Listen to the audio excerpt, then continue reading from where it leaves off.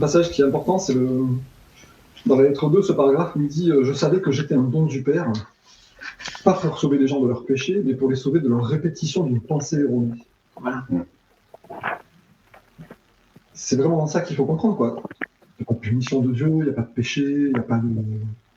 Le Christ n'est pas quelqu'un de particulièrement différent de nous, quoi. Mais par contre, c'est la pensée qui diffère. Et tout le truc de la lettre 2, enfin du prêche de la lettre 2, c'est ça, c'est de nous expliquer comment penser différemment et comment vivre du coup différemment avec une pensée différente. Et puis on baigne encore dans cette vieille pensée. J'entends quelque chose ou on dit quelque chose, je dis, non, c'est quand même pas très rude, c'est pas sympa. Puis en fait, me dire, mais non, attends, moi je ne dois pas l'interpréter comme ça m'a été dit. C'est bien de penser ça, enfin, tu vois, de s'en rendre compte. Tu vois C'est quand même une grande de la journée. Et surtout qu'on peut, il faut quelque part se méfier des autres. En disant, ils vont nous rentraîner dans l'ego, là.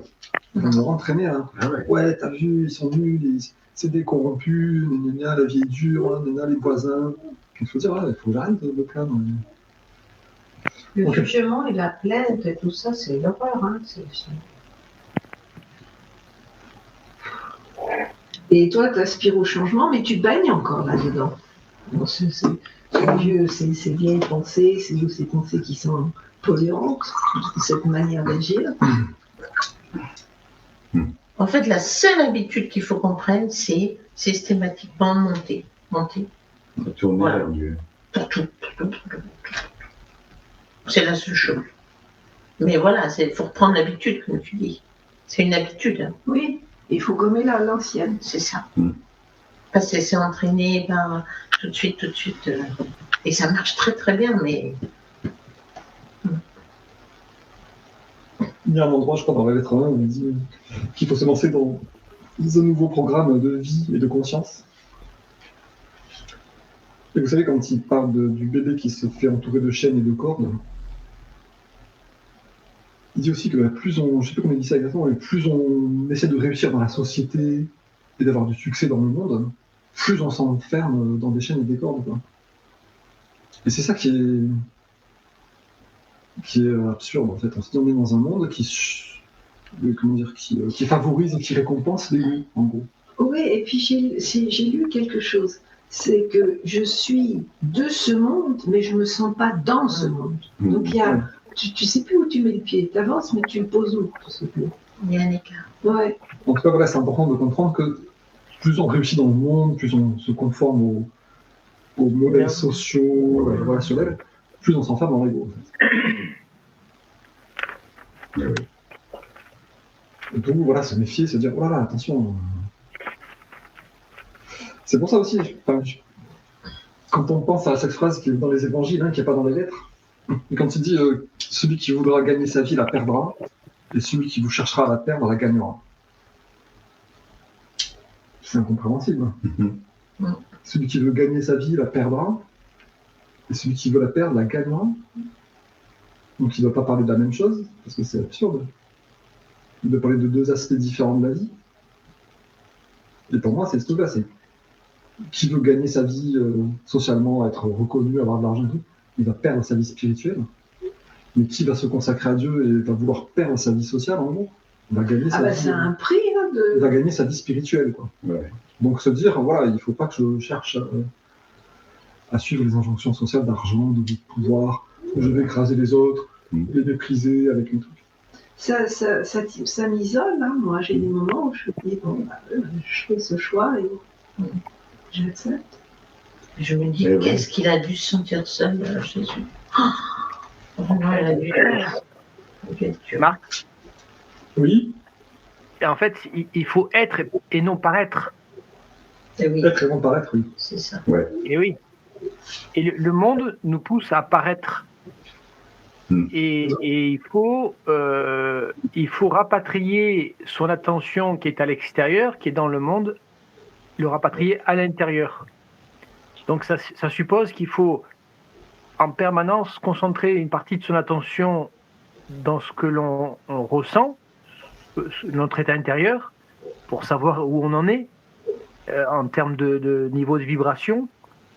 Et puis, surtout, c'est à mon avis dépasser nos peurs pour ne pas s'identifier au monde extérieur. De pas, si tu veux, nos peurs nous poussent constamment à trouver des solutions à l'extérieur. C'est ça le réflexe de l'être humain, de l'ego. Je crois, hein. Mais Et ça du vient- coup, ça si vient- tu veux, en rapatriant notre attention à l'intérieur, c'est de se reposer sur cette force intérieure pour pouvoir dépasser nos peurs et ne pas être s'agiter à l'extérieur ou s'identifier à l'extérieur. Ok, donc avant le passage qu'on va lire là, donc il nous rappelle un petit peu la nature du travail d'amour-père. Je ne sais pas si vous vous rappelez de ce passage. Hein. Lequel? Ben, dans le paragraphe 42-43, là, à peu près. Là où il y avait de la souffrance, il y aura de la joie. Là où il y avait pas de croissance, il y aurait des circonstances qui favorisent la croissance. Ouais. Là où il y avait un sentiment d'échec, des défis se présenteraient pour inciter les gens au succès, à la confiance en soi. Vous vous souvenez de ce passage? Donc, qui est assez difficile à comprendre, parce qu'il dit, voilà, je dis que ce travail d'amour, constamment entrepris par le Père, pourrait ne pas être reconnu comme un don d'amour, mais il pourrait penser voilà, que le monde est toujours aussi hostile et qu'il peut leur arriver que les mauvaises choses. Vous vous souvenez de ce passage? Et donc là, tout ce qu'il va nous expliquer pendant le prêche, c'est ce truc-là, on a besoin de voir, comprendre, réaliser que en fait la conscience universelle nous aime et nous envoie ce qu'il faut pour croire. Mais nous, si on a la croyance que la vie est dure, que les gens sont méchants, qu'il peut m'arriver que des mauvaises choses, ce travail d'amour du Père, on va le prendre pour toujours plus de négativité. Et on va se figer dans notre échec. On va s'immobiliser dans notre échec pour toujours. Donc je relis l'IA du 43.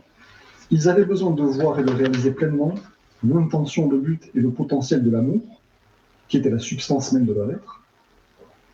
À cause de l'incrédulité, ils allaient peut-être rejeter le travail d'amour-père comme étant toujours plus de défis douloureux, et ainsi ils s'immobiliseraient dans leur échec pour toujours.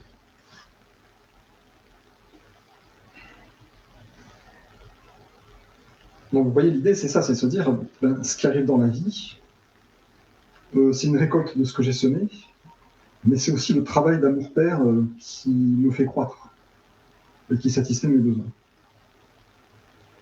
Et si je commence à croire que le monde est difficile, que les gens sont méchants, qu'il m'arrive que de la merde, que je suis maudit, que je sais pas quoi, ça va très mal se passer, quoi. Je vais rester dans l'échec permanent, en fait.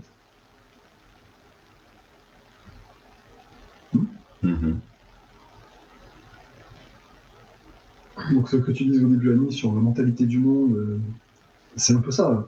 Oui, les gens sont égoïstes, oui, la vie est dure, ce qu'il va dire après quelqu'un dans le prêche. Hein. Si on entretient ces croyances les plus répandues, la mentalité la plus répandue, notre vie va être difficile. En fait.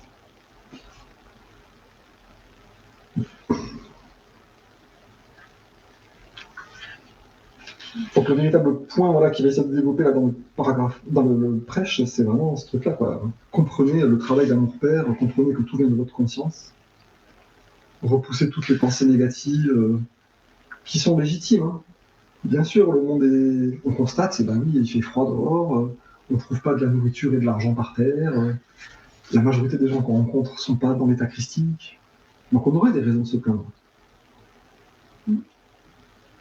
Ça, c'est souvent une discussion que j'ai avec les gens qui disent mais pourtant voilà, on voit que on vieillit et on meurt, on voit qu'on est malade, on voit qu'il y a des bombes qui tombent sur les gens à Gaza. Donc il y a des raisons de se plaindre.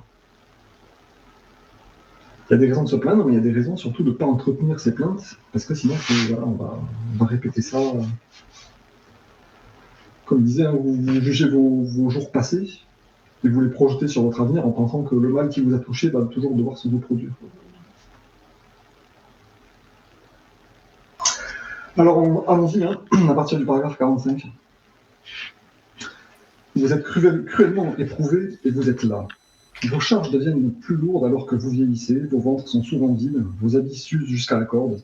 Les gens vous mettent en colère et vous avez l'impression qu'il n'y a pas de fin à vos tourments et à votre lourdeur d'esprit. Mais ce n'est pas la vérité concernant votre existence. Vos vies étaient censées être très différentes. Si seulement vous pouviez voir au-delà de vos sentiments. Si seulement vous pouviez élever vos esprits pour établir un contact avec le Père en vous, vous seriez capable de voir et de savoir ce que l'état de votre existence devrait être. Vous réaliseriez que vous avez été créé pour jouir de l'abondance, de la protection, de la bonté, de la bonne santé et du bonheur. Mais parce que quotidiennement vous vivez dans la peur du bien et du mal, et que vous croyez et attendez cela, plus que vous croyez que le Père est vie et amour abondant en vous, vous fournissant toutes les choses nécessaires pour la santé et le bien-être, ce sont les expériences du bien et du mal que vous craignez le plus, que vous attirez dans vos vies et vos corps. Vos croyances en le bien et le mal obscurcissent, recouvrent tout ce que le Père a en réserve pour vous, si seulement vous croyez en l'amour Père.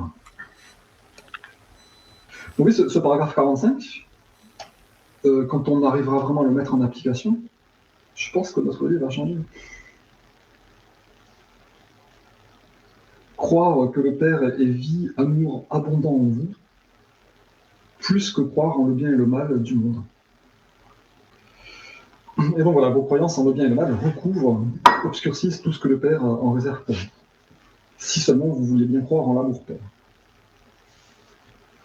Vous jugez vos jours présents et vous attendez de vos jours à venir ce que vous avez expérimenté dans le passé. Par conséquent, les mots de vos jours passés se répètent continuellement dans le futur. Vous êtes esclave de vos souvenirs et de votre croyance inébranlable que ce qui est passé doit revenir encore et encore pour vous accabler et vous blesser.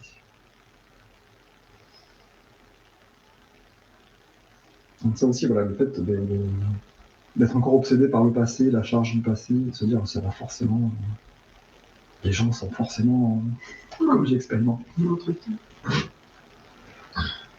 Et donc la phrase qu'il faudrait vraiment se graver dans le cerveau une bonne fois pour toutes, vous n'avez pas besoin de guérir vos corps ou d'essayer de rendre vos vies meilleures. Vous avez besoin de guérir vos croyances. Je vous ai dit qu'il n'y a rien de solide sous le soleil. Si vous pouviez guérir vos croyances, mettre vos croyances en accord avec la véritable intention du Père en vous, du Père pour vous, les fausses croyances gouvernant vos corps et vos vies se dissiperaient comme le brouillard au soleil. Toutes vos circonstances retourneraient immédiatement à l'intention divine qui est derrière toute la création.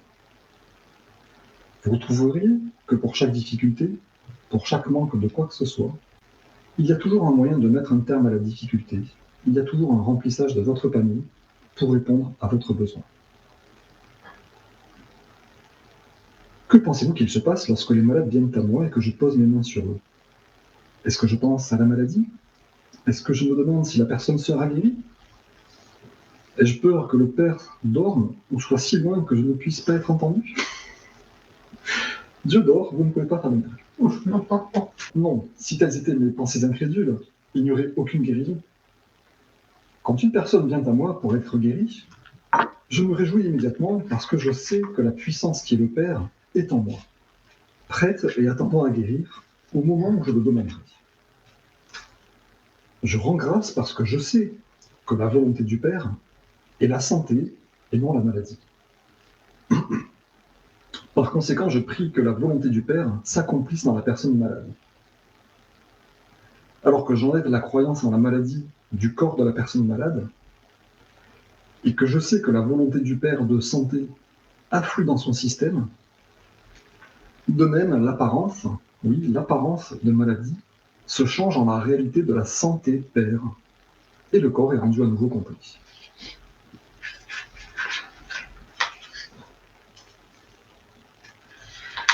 Donc là, voilà, c'est pour ça quand il dit il faut méditer les lettres, hein, je crois qu'au début de la lettre 2, il dit cette lettre devrait être méditée plutôt que lue. Chaque phrase, là, ça mérite un quart d'heure de méditation, quoi. C'est dire, bah oui, alors que j'enlève la croyance en la maladie du corps de la personne malade. Il dit pas comment il fait. Hein. Non, mais ce concept-là il y a la croyance en la maladie qui est stockée dans le corps de la personne. J'enlève cette croyance de son corps, et l'apparence de maladie se transforme en réalité de santé. Donc on sent que voilà, c'est très spirituel, enfin, C'est dans l'esprit que ça se passe. Mais ça suppose quand même qu'il ait demandé à la personne si elle croit qu'elle peut être guérie. Non? Bien sûr, bien sûr. Mais disons, son miracle de guérison, c'est pas des gestes particuliers, c'est pas des formules magiques, c'est des perceptions et des compréhensions de l'esprit, en fait. Ouais. Bien sûr, il faut que la personne soit d'accord, bien sûr, en fonction de ses croyances, ça sera guéri ou pas. Mais lui, sa démarche christique, c'est de dire, je suis certain que le Père est santé, et le Père n'est pas la maladie. La maladie, c'est une apparence fausse, c'est qu'un mensonge, en fait. Je suis tellement certain que le Père est santé, et que si je demande au Père d'affluer, ça va enlever l'erreur du mensonge de la maladie, et la personne va redevenir en pleine santé. Donc, vous voyez, c'est toute une sorte de compréhension, de croyance. Il n'y a pas de doute. Il n'y a pas de doute. La conviction, la conscience. Ouais, La conviction, ouais. La croyance, sans doute. En gros, ce que moi je déduis aussi, c'est qu'on expérimente toutes nos croyances, en fait. Tout ce qui nous arrive, c'est nous qu'on le crée. Parce qu'il dit que c'est simplement revenir à la force du Père et lui avoir une vision différente et on peut changer les choses. Non? C'est ça. Oui. Donc, en gros, arrêtons de créer tout le temps avec nos croyances et de créer cette expérience que on s'est créé pour nous, je ne sais pas. Oui, en fait, on en revient toujours à l'expérience précédente. On se dit, ça y est, ça s'est passé comme ça, crac, ça va recommencer. Nos vies, le passé, le machin, parce que la vie est dure, parce que ceci, parce que cela. On est toujours en train de créer des. Voilà. Au lieu de revenir à la source et se dire, on est créateur, Dieu est en moi, je ne sais pas, je suis conscience divine, je vais commencer à écouter ma conscience divine, il y a Il faut se dire, bon, maintenant, ça y est, tout va changer. J'ai lu les lettres du Christ, je me suis imbibé, j'y crois, et toc, tout va changer. Tout va changer. La recette est simple. Tout ce qui est mauvais qui s'est passé avant, c'est fini. La recette est simple. Parce que j'ai lu les lettres du Christ, et après je médite, et donc j'établis un lien avec le Père. Ouais. Et c'est la conscience divine de Père qui va me permettre de changer ma conscience. C'est ça. Donc tout seul, je ne peux pas arriver à progresser vraiment spirituellement. Et donc en comprenant ce cas-là, on se dit oui, il faut que j'établisse un lien. Et c'est ce lien qui tranquillement va me nettoyer tout doucement. Et va me libérer de ma colère. Je vais dire, ah ouais, ça marche. Wow. La recette est simple. Oui. C'est tout, ça. Oui, dans le paragraphe 42 au-dessus, il dit justement ce qui bloque, quand tu dis ce qui bloque, c'est votre colère. Là, il donne une liste de. Les gens pourraient être tellement noyés dans leur apathie, leur sentiment d'échec, leur croyance que rien de bon ne pourrait jamais leur arriver. Donc, vous voyez, c'est un peu le côté. Je juge mon passé et je pense que ça va. Et dans la conversation courante, je me suis aperçue qu'il y a quelque chose qui va te travailler. J'ai peur que. Je me dis non, stop, enlève ce mot.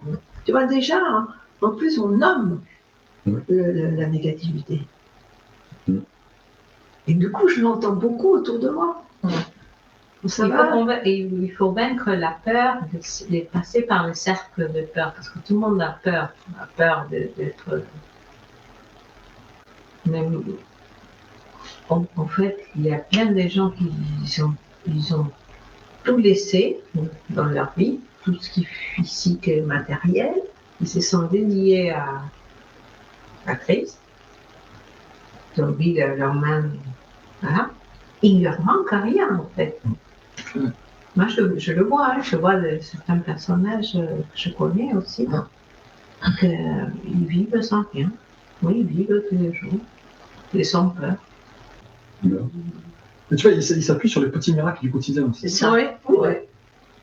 Donc c'est pour ça, c'est vraiment un état de conscience, croire dans cette présence divine partout qui satisfait les besoins, qui fait fonctionner, qui fait pousser le blé. Oui, et tous les gens, ils disent qu'ils arrivent à vivre complètement. Hein, il y a un passage aussi où il dit, je ne sais pas si vous vous rappelez, il dit demandez au Père de vous apporter la bonne solution que votre esprit ne peut pas imaginer. Lâcher, pour moi, c'est à se dire, Alors moi, pour mon confort, je dis, bon, il faut que j'arrive à dormir, à manger, à être au chaud. Donc, il me faut une maison. Donc, il me faut ça. Donc. Si tu dis, bah, j'ai besoin de dormir, de manger et d'être protégé du froid, mon Dieu, satisfait mes besoins. Et il y aura un truc Et- qui ne sera pas moi ce que j'imagine. Oui. Donc, la façon que je parle en question, il a tout lâché, il a pris le vélo, sans rien, il est parti. Vélo, Ah ouais. loin. Et tout va bien. Et à chaque fois, il trouvait des gens qui le logeaient, qui le nourrissaient. Donc, c'est une expérience, tu vois. Et puis ça marche, c'est beau de voir que ça marche. Quoi. Si on voyait bien, qu'est-ce qui est arrivé à Jésus qui lui a fait devenir le Christ? Bah, c'est Bah, dans il a le tout désert. lâché, il a tout lâché. Ouais, ça s'est passé dans le désert, mais qu'est-ce qui s'est passé vraiment? Je voulais vous parler de ça, j'ai pensé la dernière fois. Il est resté 42 jours sans rien, oui, quoi. ça a duré 42 jours. Oui. Mais qu'est-ce qui a transformé Jésus en le Christ? Si vous pouvez décrire formellement, sans tout décrire ce qui s'est Je passé. pense qu'il a été imprégné par la conscience divine. Il a été. Exactement, qu'est-ce qui s'est passé? Il a été imprégné par la conscience divine. Oui. Il a testé que Dieu était en lui et autour de lui. Oui, Et tous ses peurs, voilà, il a. il s'est dégagé de ses peurs. Hein. Il a lutté contre. Moi, ce que j'en ai compris, en fait, c'est qu'il s'est passé 3 trucs. En fait. Il s'est passé un premier truc, il a perçu la lumière. Oui, il est particulier. Il a perçu la lumière. Il se fait baptiser par Jean, Ah oui. le Baptiste. Il sent un gros afflux de lumière, d'extase, de joie, de bien-être. Et puis il voit de la lumière autour de lui. Donc, premier truc, en fait. Il sent des trucs, il perçoit des trucs. Le bien-être, l'harmonie, un état de joie, de la lumière en lui autour de lui. Il perçoit ça. Deuxième truc, sa vision est élevée, il voit à travers les rochers, il voit les communautés de petits... Donc il perçoit le Père dans son activité, en fait. Okay. Troisième truc, sa conscience humaine, ses préjugés, ses comportements humains sont entièrement dissous. Donc moi, vous voyez, il y a ces 3 trucs-là. Il y a je perçois l'activité du Père, le deuxième point, je perçois l'activité du Père dans les êtres vivants, dans la nature. Je vois le travail du Père. Premier truc qui va arriver, je ressens le Père, l'amour, l'extase, physiquement, quoi. Et troisièmement, toutes mes fausses pensées, tous mes faux comportements sont dissous. Et donc, Jésus atteint l'état christique où sa pensée est pure et sa compréhension est correcte sur la vérité de l'existence. Et c'est une compréhension physique, il le ressent, quoi. Mais après, il dit quand même que il redescend, hein. Sa conscience redescend et qu'il est obligé de toujours remonter, etc. Ah bah ça, il le dit quand il est au milieu de beaucoup de gens Voilà, c'est ça. qui retournent dans oui. l'arrière-pays pour se ressentir. Dans le monde, en fait, quand il revient vraiment et qu'il est... ça redescend. Ouais, il redescend. Habitant Son dans niveau une de ville, conscience n'étant redescend. pas des ruraux, moi je le comprends facilement. Ben oui. Donc vous pouvez comprendre que là, il y a 2 trucs différents. C'est l'état de conscience qui fluctue, Oui. et après l'état christique qui, lui, ne fluctue pas. Enfin, Qui est permanent. Oui, qui est haut, Il est toujours là. qui est au sommet. donc c'est 2 trucs. sommet. En fait, il y a l'état christique, c'est ma conscience a été purifiée, je me suis bien connecté à Dieu, j'ai bien perçu la réalité organiquement dans mon être, quoi, la réalité de Dieu. Mais après, mes pensées font que mes fréquences de conscience sont hautes ou basses, en fait. Oui, c'est ça. Donc ça, c'est 2 trucs en fait assez différents, quoi. Lui, il est dans l'état christique depuis le baptême de Jean. Au début, c'était un Christ débutant qui retombait en colère dans la synagogue et tout. Même à la fin de sa vie, quand il a maudit le figuier, qu'il a fouetté les marchands du temple. Mais il était dans l'état christique, mais sa conscience était dans la conscience humaine, quoi. Oui. Donc nous, ce qu'on est censé chercher, c'est ce truc-là, la perception de Dieu, en moi, autour de moi, la lumière, l'activité du Père et tout. Et après, purifier ma conscience. On passe pas 6 semaines dans le désert. Et puis il faut s'accorder qu'on traverse une période très particulière. Donc Et puis peut-être on fait le yo-yo. oui, peut-être le Christ, c'était une âme particulière aussi. Oui. Je crois que c'était quelqu'un de particulier. Mais donc voilà, oui, ces différents points, c'est juste un état de perception et de conscience, en fait, et de connaissance. Et donc là, ce qu'il nous vient de nous expliquer sur la guérison, comment guérir les gens, ben, c'est juste avec son état de conscience, quoi, sa croyance que le Père est la santé et n'est pas la maladie. Et donc il enlève la croyance en la maladie du corps de la personne malade. Il sait que la volonté du Père de santé afflue dans son système. Et alors l'apparence de maladie se change en réalité de la santé. La santé Père. Et donc il nous dit la maladie n'est rien de plus qu'une baisse de vitalité, une diminution de la vie dans la partie affectée. Restaurer la vie Père dans la véritable intention et le véritable plan de votre système, et le système tout entier fonctionnera comme il devrait. Donc en gros, la maladie n'existe pas, c'est juste l'absence de vie qui crée une apparence de maladie.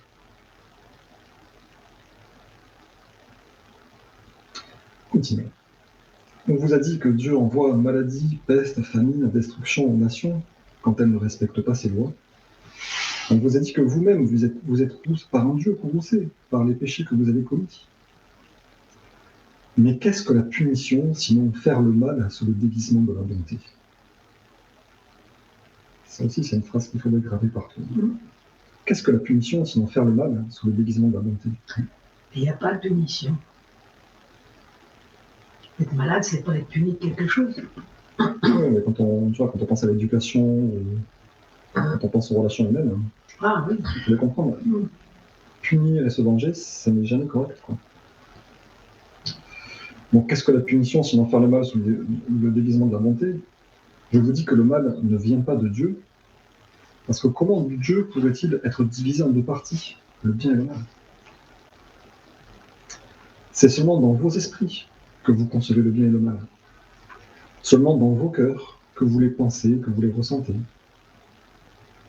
Ces pensées et sentiments n'ont rien à voir avec le véritable Dieu qui est le Père en vous. Vous apportons chaque bonne chose si vous croyez qu'il en est ainsi. C'est votre croyance en le bien et le mal, et le bien et le mal dans vos cœurs, qui vous apporte la maladie. Donc là aussi, vous savez, on avait parlé plusieurs fois du bien et du mal.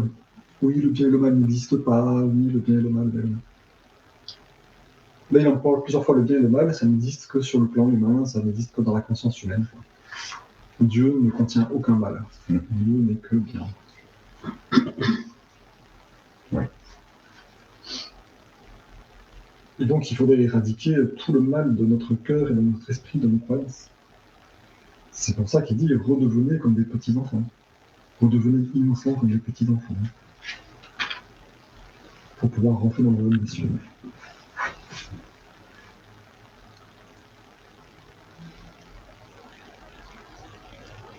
Quand on a expérimenté le mal, ah, on m'a volé, ah, on m'a trahi, ah, on va se dire, oulala, le mal existe. Les gens sont dans le mal. Il faut arriver à se dire, bon, cette personne, voilà, n'a pas fait le travail du Père, mais c'est le travail du Père qui domine. Oui, les gens trahissent, oui, les gens mentent, mais c'est pas grave. C'est des petits trucs. La vraie réalité, c'est l'amour du Père partout, qui travaille dans les gens, qui les fait collaborer, qui fait que la vie est belle. Donc voilà, c'est votre croyance dans le bien et le mal, et le bien et le mal dans vos cœurs et qui vous apporte la maladie. Il faut qu'il se mange du bien. Et il va renchérir en continuant. 49. Ouais. En réalité, vous vivez dans le royaume des cieux. Le royaume des cieux est en vous, et vous êtes gouverné par le Père. Mais parce que vous croyez aux punitions venant de Dieu, parce que vous croyez que seuls les sacrifices dans le temple vous sauveront, parce que vous croyez être les héritiers de la maladie, de la pauvreté et de la souffrance, vous créez avec vos esprits les choses mêmes que vous ne voulez pas. Peut-être je vous ai raconté l'histoire de mon frère quand il était bébé, qui se tirait les cheveux, qui hurlait. Ah oui. Là, on le retrouve, quoi. Je me tire les cheveux, ça me fait mal, donc je hurle, et plus je hurle, et plus j'ai mal, et plus je tire mes cheveux encore plus. Et donc on est dans une boucle infinie. C'est risible quand on y pense. Vous créez avec vos esprits les choses même que vous ne voulez Vous pas. ne voulez pas. C'est dingue. Ne soyez pas abattus. Réjouissez-vous et soyez contents. Et sachez que ceux qui font l'expérience du manque, loin d'être punis et abandonnés par Dieu, même s'ils ont péché, sont véritablement bénis. L'homme qui ne possède rien est riche de la puissance du Père. Si seulement il écoute cela, fait confiance à cela et vit en cela. Donc là aussi, bon, C'est ce que tu racontes, il part avec son vélo, avec rien, et voilà. il écoute, il fait confiance et vit dans cette conscience universelle.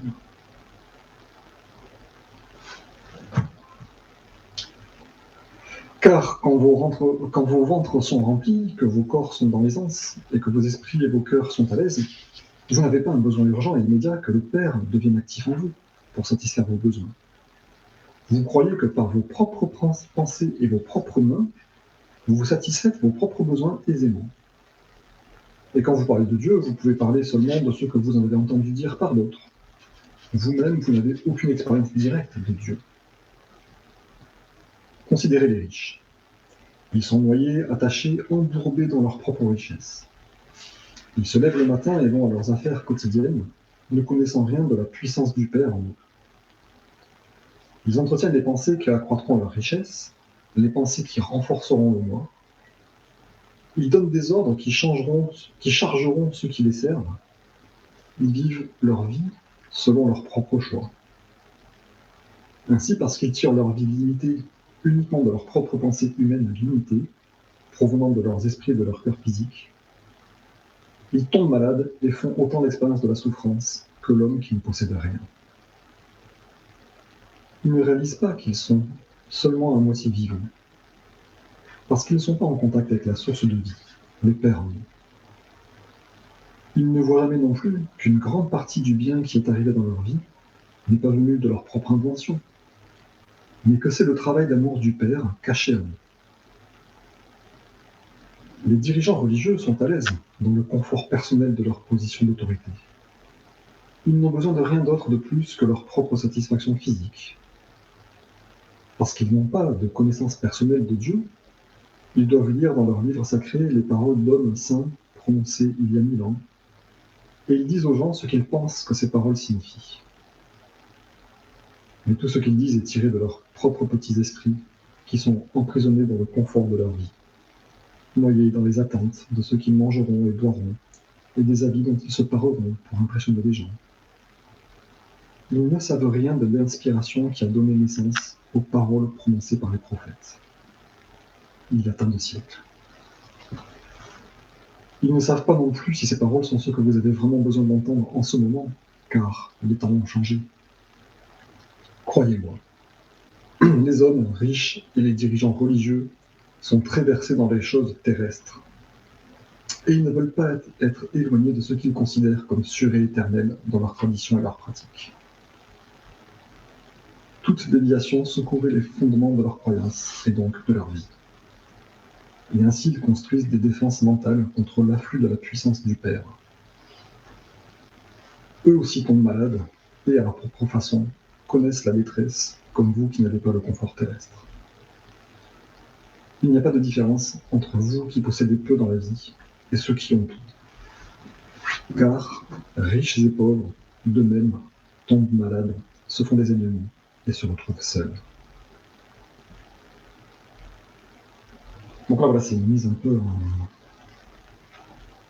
une mise en exemple de tout ce qu'il nous a dit, quoi.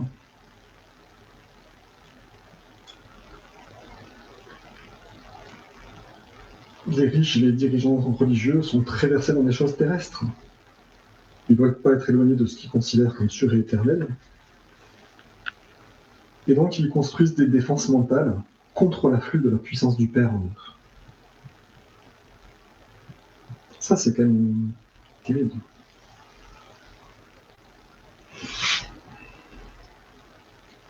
Ils ont des avantages physiques, voilà, du prestige, de l'argent, qui leur a été conféré par des croyances matérielles, ou par des processus matériels. Ils s'accrochent à ces trucs-là matériels, En faisant ça, il se coupe de Dieu. C'est dommage. On aimerait bien pouvoir faire les deux, quand même.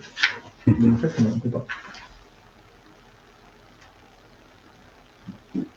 Dans la lettre 8 aussi, je vous rappelle, il dit de ne pas s'adonner aux pratiques ésotériques, d'encens, de pensées positives, de choses matérielles, parce que ça enferme notre conscience dans les niveaux matériels de conscience.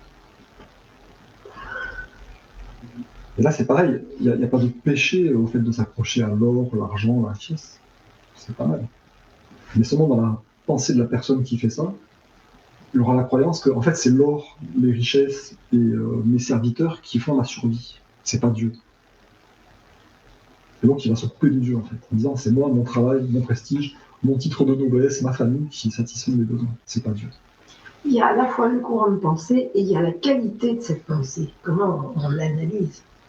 Tu vois ça, pour moi, ça s'affine de plus en plus. Et entre guillemets, c'est vraiment contre nature pour l'humain. On nous a vraiment enseigné, fait rentrer dans la tête. Accumule l'argent, prends avantage sur l'autre, tant pis pour lui. Tout ce qui est pensée, tout ça, c'est du baratin, ça sert à rien. Et en fait, c'est juste l'inverse qui est vrai. Et puis, tout le système, juste un exemple très, très rapidement. Je suis en train de changer une mutuelle santé. On me propose une mutuelle obsèque, une mutuelle si j'ai un accident de voiture parce que vous n'êtes pas couvert. Tout le discours est fait pour te foutre la trouille, tu vois. C'est dingue, cette société comme ça. Et pour mettre dans ce truc-là, la matière. Les Marquès, Dieu et tes pensées, le fait que tu sois plein d'amour et on s'en fiche.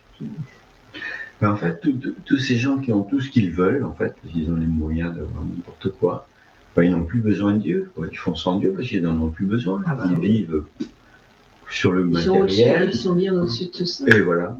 Et donc, Dieu, c'est pervers. Non seulement ça ne les intéresse pas, mais ils ne pensent même pas. Oui, et puis ils croient que tout vient de leur propre main, leur petit esprit. C'est ça. Ils se suffisent à eux-mêmes. Et donc, vraiment, ils se coupent de Dieu, en fait. Et ils se coupent de Dieu. C'est ça qui C'est un état supra-égotique et en fait, qui te mène dans le désert, qui les mène dans le désert. Et puis le jour où ça commence à aller moins bien, alors là, ça peut être dramatique pour eux. Parce qu'ils n'ont rien à qui se rapprocher, à se raccrocher. Non plus, ils n'ont pas Dieu pour se raccrocher. Ils l'ont perdu. Ils l'ont perdu de vue. Moi, peut-être il suffit qu'ils souffrent suffisamment pour qu'ils retrouvent le truc. Donc voilà, on va continuer juste un petit peu. Parce que là, il nous a dit qu'il n'y a pas de différence entre vous qui n'avez rien et ceux qui sont riches. Ouais. Parce que tous les deux, vous tombez malade, vous faites des ennemis et vous vous retrouvez seul. Mais le potentiel pour que vous receviez davantage que les religieux et les riches ne pourront jamais espérer recevoir, en santé, en bonheur, en bonne compagnie, en accomplissement dans le style de vie que vous avez choisi, est énorme, ce potentiel. Et lorsque tout sera accompli, vous saurez que les opportunités, la capacité et l'inspiration sont toutes venues du Père en vous. Parce que vous saurez que vous n'auriez jamais pu faire de telles choses si vous n'aviez pas demandé au Père en vous de vous aider à utiliser tous vos talents, d'apporter une abondance de nourriture dans vos assiettes, des habits sur votre dos, et du bonheur et une belle vie à vos enfants. Toutes ces choses, le Père les fera pour vous, si seulement vous demandez, et si vous croyez, et si vous savez, et si vous vous rappelez à chaque instant que c'est la nature du Père de créer, puis de pourvoir abondamment à toute sa création. Tout comme vous ne priveriez pas volontairement vos enfants de choses dont ils ont besoin, ainsi votre Père ne vous privera jamais volontairement de tout ce dont vous avez besoin pour une vie heureuse. Si vous êtes pauvre, c'est parce que vous n'avez pas encore compris la nature du Père. Vous n'avez compris ce que vous devez travailler avec le Père pour satisfaire vos propres besoins. Vous devez saisir immédiatement les occasions divines qui vous sont présentées pour vous aider à avancer. Si seulement je pouvais vous montrer et vous faire voir et croire que quand vous vous lamentez, votre tristesse est connue du Père, en temps voulu, votre tristesse sera changée en joie, si seulement vous vous tournez vers le Père et regardez le travail que l'amour Père accomplit en vous. vous trouverez un réconfort qui dépasse tout ce que vous pensiez possible. En fait, il dit demander, demander, demander. Et demander sans douter. Et voilà. En étant sûr que c'est la nature du Père de créer puis de pourvoir abondamment à toute sa création. Et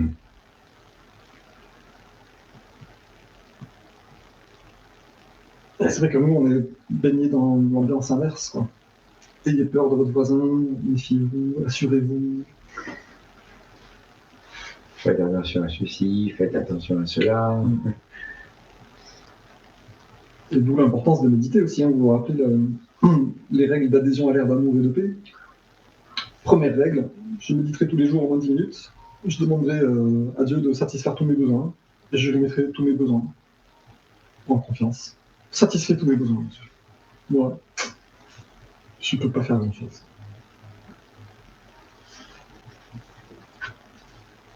En tout cas, j'aime beaucoup cette notion de travail d'amour du Père. Parce que, comment dire, on voit l'énergie infinie, le mouvement infini, l'activité permanente qui pousse à la croissance, à la progression, à la guérison. En permanence, voilà, nos corps se guérissent, les plantes croissent. On a toujours cette pulsion d'amour divin en nous qui nous pousse à la croissance, à la santé, au bien-être, à la gentillesse. Quelqu'un m'a cassé ma voiture, par exemple, je peux dire, ah ben c'est la faute de l'autre. Voilà, c'est la faute de l'autre. En fait, c'est ma faute. Si je suis déprimé, c'est parce que je ne crois pas que le Père va me redonner une voiture.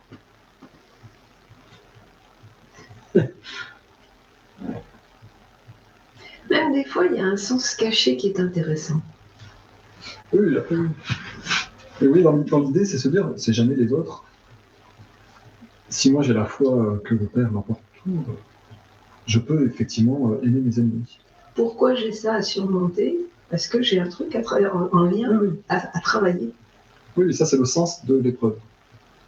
Mais derrière ça, il y a la confiance dans le travail du Père. Ah oui, ça, il faut que ça soit constant. Je suis arrivé dans ce monde nu et affamé. Je repartirai de ce monde nu et affamé. Entre les deux, le Père m'a tout fourni. Une voiture. Donc si on me casse ma voiture, il y en a une autre qui va revenir, c'est pas un souci. Il faudrait arriver à atteindre ça. C'est une vision de croyance, de confiance. Ouais, ça fait sortir du monde matériel au maximum, quoi. C'est ça.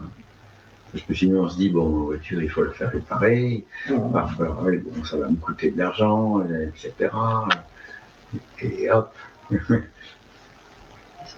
La conscience humaine qui est bien perte. Dans le compte rendu que vous envoyez, il y a aussi cette phrase à la fin de la lettre 2 qui est terrible.